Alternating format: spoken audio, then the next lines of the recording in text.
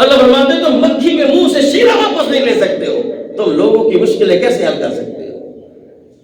یہ کر سکتا ہے تو وہ ہے جس نے اعلان کیا ہے بسم اللہ الرحمن الرحیم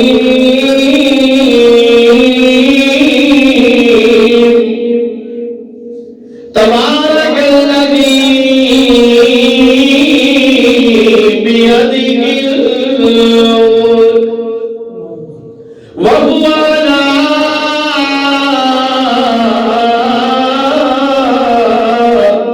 كل شيء قدير۔ وہ ذات ہے جس کے ہاتھ میں کائنات کی بادشاہی ہے، جس کے ہاتھ میں کائنات کا نظام ہے، جس کے ہاتھ میں نفع و نقصان ہے، جس کے ہاتھ میں عزت و ذلت ہے، جس کے ہاتھ میں تخت اور بخت ہے، جس کے ہاتھ میں صحت اور بیماری ہے، جس کے ہاتھ میں زندگی اور موت ہے۔ اللہ فرماتے ہیں وہ ذات اعلان کر رہا ہے تبارک الذی بیدہ الملک وهو على كل شيء قدير۔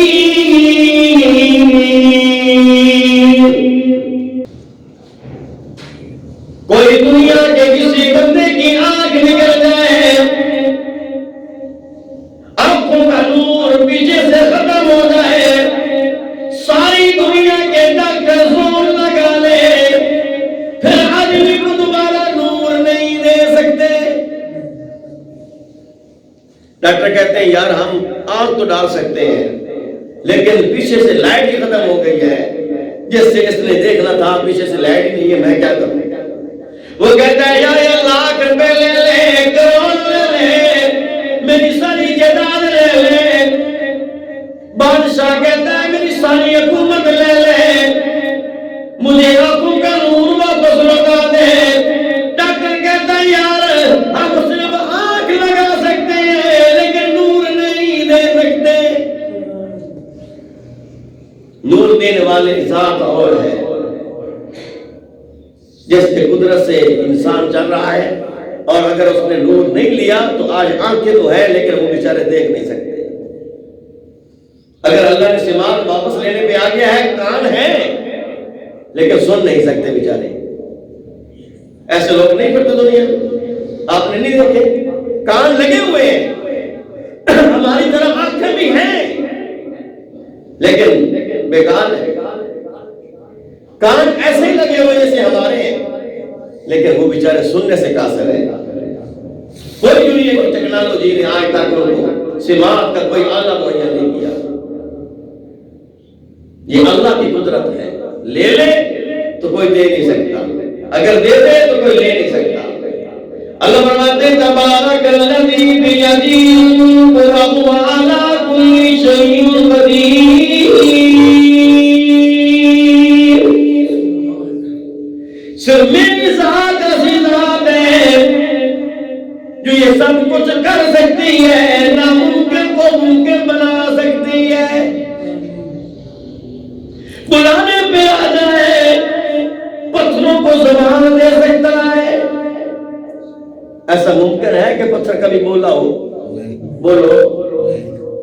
لیکن جب خدا بلانے پہ آتا ہے، اللہ فرماتے ہیں میری قدرت کو دیکھو، میں پتھر کو اشارہ کر دوں تو پتھر بھی بولنے لگ جاتا ہے۔ یہ کون ہے؟ ابو جہل کا بیٹا اکرمہ آ کر کہتا ہے اگر تو اللہ کا نبی سچا ہے، وہ سامنے پتھر پہ ایک چٹان ہے، اگر وہ تمہارے کہنے پر آ کر کلمہ پڑھ دے میں مسلمان ہو جاؤں گا۔ اور ابو جہل کا بیٹا بڑا ذہین تھا، اکرمہ اس کا نام تھا۔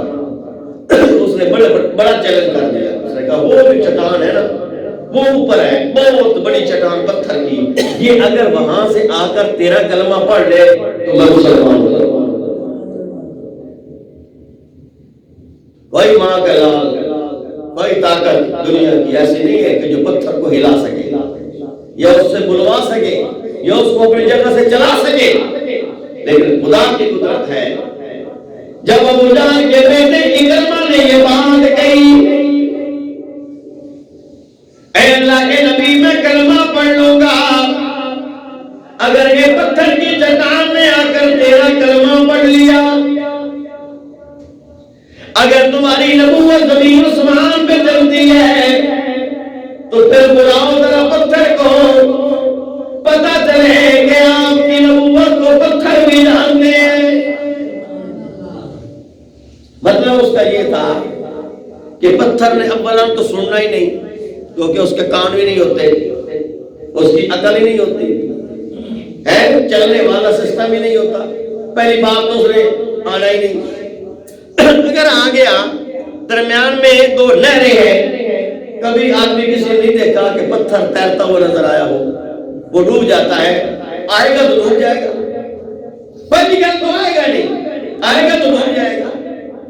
لیکن اس کو اس طاقت کا منظر کا پتہ نہیں تھا کہ جب محمد بلاتا ہے پتھر تو پتھر رہ گیا، چاند بھی قدموں میں آ جاتا ہے۔ سبحان اللہ۔ جب محمد الرسول اللہ بلانے پہ آتا ہے پھر جانور بھی بول کے محمد کے نبوت کی گواہی دینے لگ جاتے ہیں۔ اس نے کہا جلدی کیجیے محمد صلی اللہ علیہ وسلم، اگر یہ پتھر کی چٹان وہاں سے چل کر دو دریاؤں کو عبور کر کے تمہارے قدموں پہ آ کر کہہ دے اشہد ان لا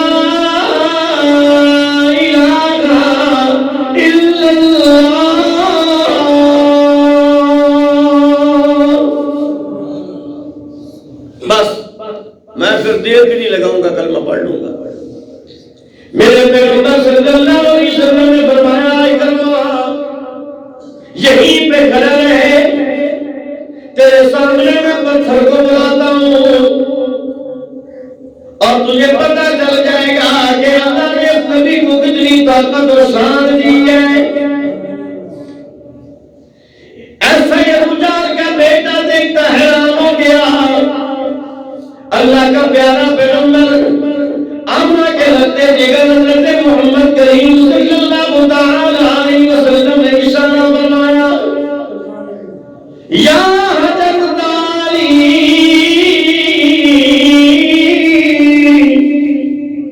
او پتھر جلدی آ، میں محمد سے آپ کو ایک کام پڑ گیا ہے۔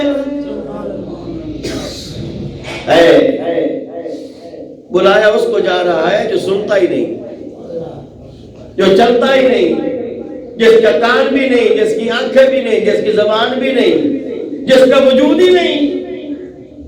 میرے پیغمبر نے فرمایا اچھا میری نبوت کی طاقت دیکھنا چاہتا ہے؟ یہ نہیں پتا کہ میں جس خدا کا کلمہ پیش کرتا ہوں وہ کتنا قدرت والا ہے۔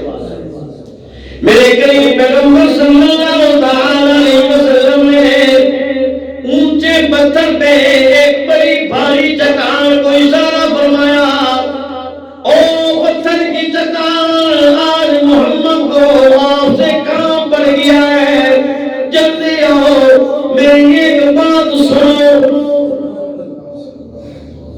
کہتے ہیں کہ اگر اس کو چٹان کو 400 آدمی بھی ہلانا چاہے تو اتنی بھاری چٹان ہے اس کو اتنے آدمی ہلا بھی نہیں سکتے۔ جو اتنی بھاری چٹان ہے جو 400 افراد جس کو ہلا نہ سکے، وہ محمد کے اشارے سے آ رہی ہے، اپنے راستے سے چلتی ہوئی تیزی سے آ رہی ہے۔ ابو جہل کا بیٹا اکرمہ حیران ہے، قربان جاؤ محمد تیری نبوت پہ، قربان جاؤ محمد تیری طاقت پہ، تیرے اشارے پر تو پتھر بھی آ رہے ہیں۔ ہر بات میرے نبی کی، کائنات کی ہر چیز میرے نبی کی بات مانتی ہے۔ وہ پتھر جلتا ہوا دریا کے نہر میں آ پڑا۔ ابو جہل کا بیٹا کہتا ہے چلو وہاں سے تو آ گیا، لیکن دریا کیسے عبور کرے گا؟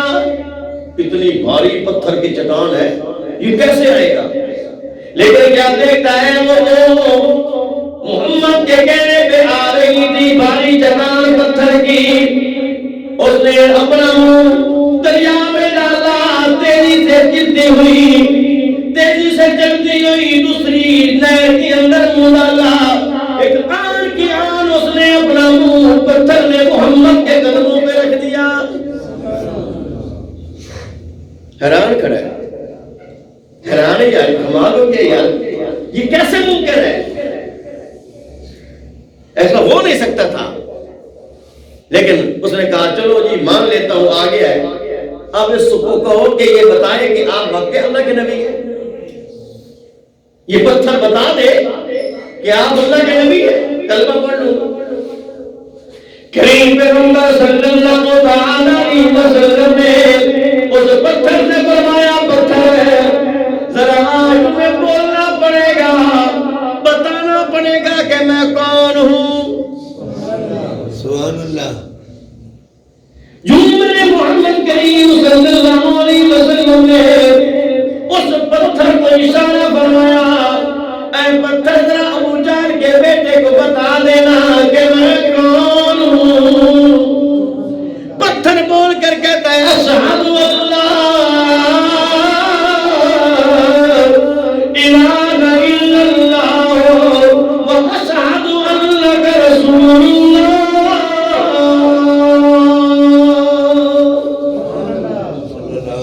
میں گواہی دیتا ہوں اللہ کے سوا کوئی معبود نہیں، اور میں پتھر گواہی دیتا ہوں کہ آپ اللہ کے رسول ہیں۔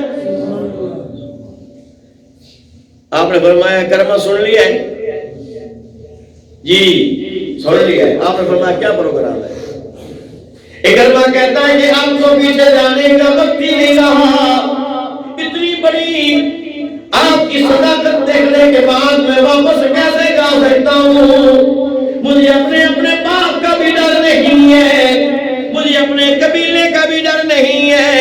اے محمد تو بھی سچا ہے، تیرا خدا بھی سچا ہے، یہ نبی کے بغیر کوئی نہیں کر سکتا، یہ اگر کوئی کام کر سکتا ہے تو اللہ کا نبی کر سکتا ہے۔ ابو جہل بہت بڑا سردار، نبی کا اصل سے دشمن، لیکن کیا ہوا کہ محمد کے موضع کو دیکھ کر ابو جہل کا بیٹا اکرمہ بھی کلمہ پڑھنے پہ مجبور ہو گیا۔